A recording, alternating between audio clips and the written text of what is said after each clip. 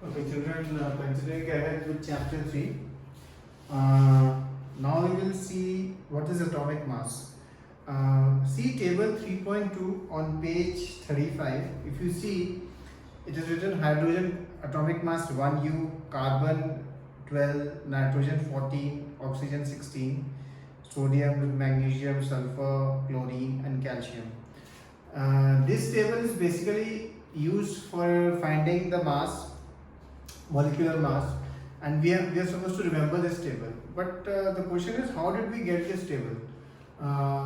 Suppose my weight is, for example, 70 kg. Okay, the unit I am using is kg, 1 kg. Okay, 1 kg unit इसलिए मैं use कर रहा हूँ कि whole numbers में easily I can find this.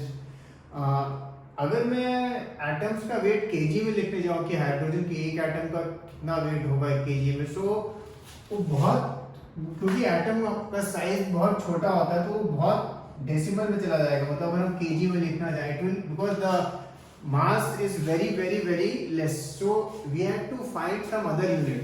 We can't use this traditional unit of kg.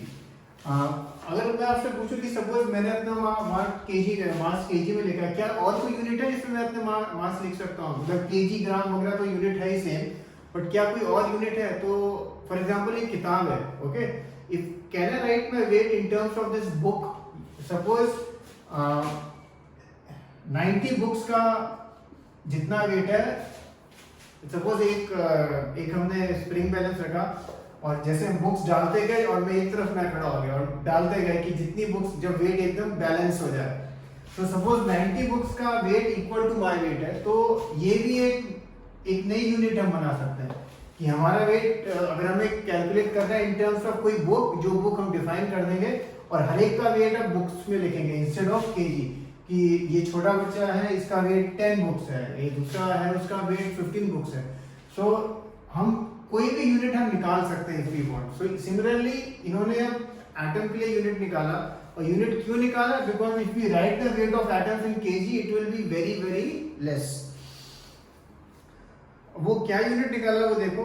1 atomic mass unit is a mass unit equal to exactly 1/12 the mass of one atom of carbon 12. The relative atomic masses of all the elements have been found with respect to an atom of carbon 12. और वो table 3.2 में है. This table we are expected to remember. Okay, this table we are expected to remember. For example, sum किस तरह से आता है? आएगा for example, find molecular mass of water यानी H2O, इस तरह का सम आएगा. अब आपको क्या करना है? अब यहां से आप देखेंगे हाइड्रोजन का 1 लिखा है और 2 है, तो 2 into 1 प्लस ऑक्सीजन का कितना है 16, तो ये 2 + 1 16, तो ये 18 जो आंसर है. सिमिलरली आएगा से फाइंड ऑफ HNO3, तो टेबल आप देखेंगे हाइड्रोजन का 1, नाइट्रोजन का 14, oxygen O3 16 into 3.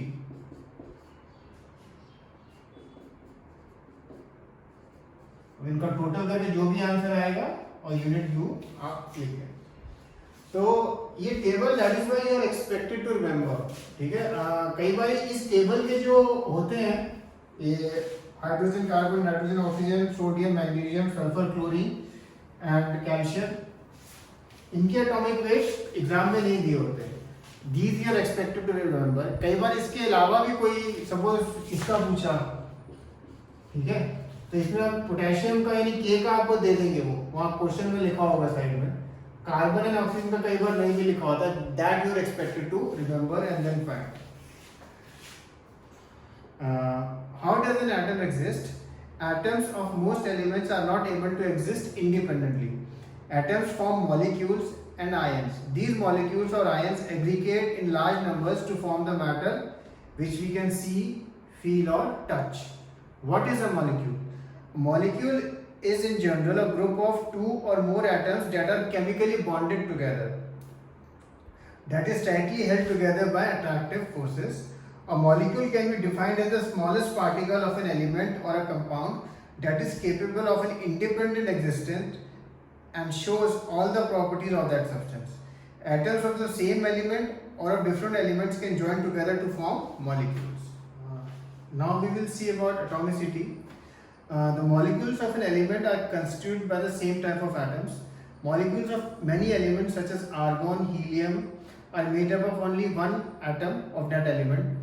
But this is not the case of most metals. For example, a molecule of oxygen consists of two atoms and hence it is known as a diatomic molecule or O2. तो table 3.3 देखिए, argon monoatomic है, oxygen diatomic है, इस तरह से अलग अलग है. अब हम एक चीज देखेंगे आयन. एक्चुअली ये एक्सप्लेन करने के लिए मुझे थोड़ा चैप्टर 4 का आपको हल्का सा बैकग्राउंड देना पड़ेगा. Chapter 4 of chemistry.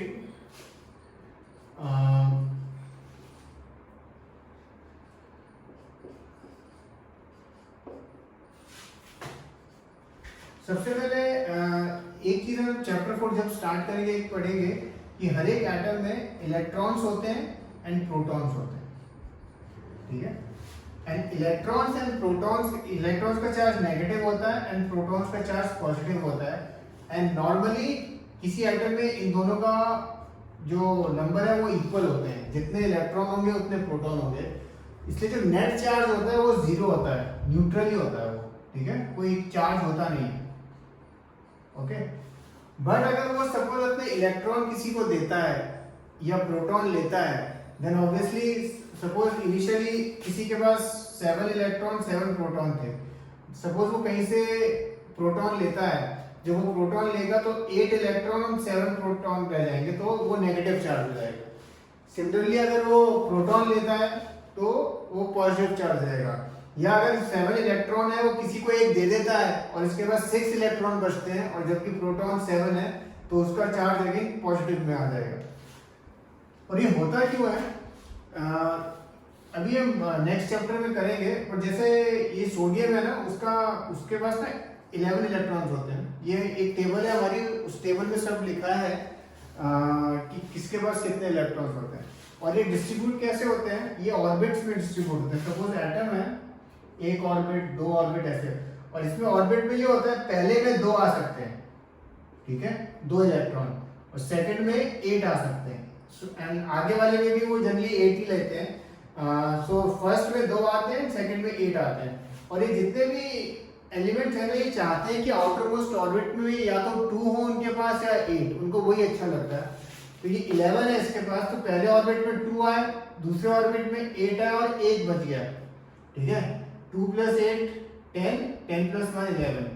अब क्लोरीन है, पहले ऑर्बिट में 2 आए, दूसरे में 8 आए और तीसरे में अब कितने बचे 7. 2 + 8 + 7 17 होता है. ठीक है. अब क्या हुआ, अब ये जो क्लोरीन है ना, क्लोरीन चाहता है कि अपना कहीं से एक इलेक्ट्रॉन उसको मिल जाए जिससे इसके लास्ट ऑर्बिट में कितने हो जाए 8. वो हमेशा चाहते हैं लास्ट में या तो 2 या 8 हो. सिमिलरली जो सोडियम है ये भी सोचता है कि मैं अपना एक इलेक्ट्रॉन किसी को दे दूं, क्योंकि अगर मैं वो दे दूंगा तो इसका आउटर मोस्ट ऑर्बिट में कितने बचेंगे 8 बचेंगे, तो फिर वो भी खुश हो जाएगा. बिकॉज दे वांट कि the outer most orbit should be full. And उसके लिए चाहे 2 हो चाहे 8 हो. तो क्या करता है, सोडियम अपना एक इसको दे देता है. सोडियम अपना एक इलेक्ट्रॉन इसको दे देता है. जब सोडियम अपना एक इलेक्ट्रॉन इसको दे देता है तो अब सोडियम के पास 2,8 इलेक्ट्रॉन बचे. ठीक है. और क्योंकि उसने अपना एक इलेक्ट्रॉन दे दिया तो अब सोडियम का चार्ज जो है वो पॉजिटिव हो जाता है, क्योंकि उसने अपना एक इलेक्ट्रॉन दे दिया. और यहाँ जो प्लस हमने सिंगल लगाया क्योंकि उसने एक दिया है. सिमिलरली क्लोरीन ने एक लिया है तो क्लोरीन के अब 288 हो गए. अब 288 हो गए तो इसके पास ज्यादा इलेक्ट्रॉन हो गए एज कम्पेयर टू प्रोटॉन, तो इसलिए क्लोरीन का चार्ज हो जाता है नेगेटिव. यहाँ पे अगर किसी और उसमें सपोज क्लोरीन सोडियम ने 2 दिए होते तो ऊपर हम लिखते 2 + 2. Okay. So this is known as ion. इसके बारे में और डिटेल में हम पढ़ेंगे जब चैप्टर 4 करेंगे, पर अभी मैंने जस्ट आपको हल्का सा ओवरव्यू दिया है. जैसे लिखा है what is an ion. Compounds composed of metals and non-metals contain charged species.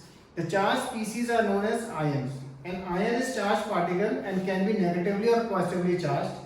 A negatively charged ion is called anion and a positively charged ion is known as cation.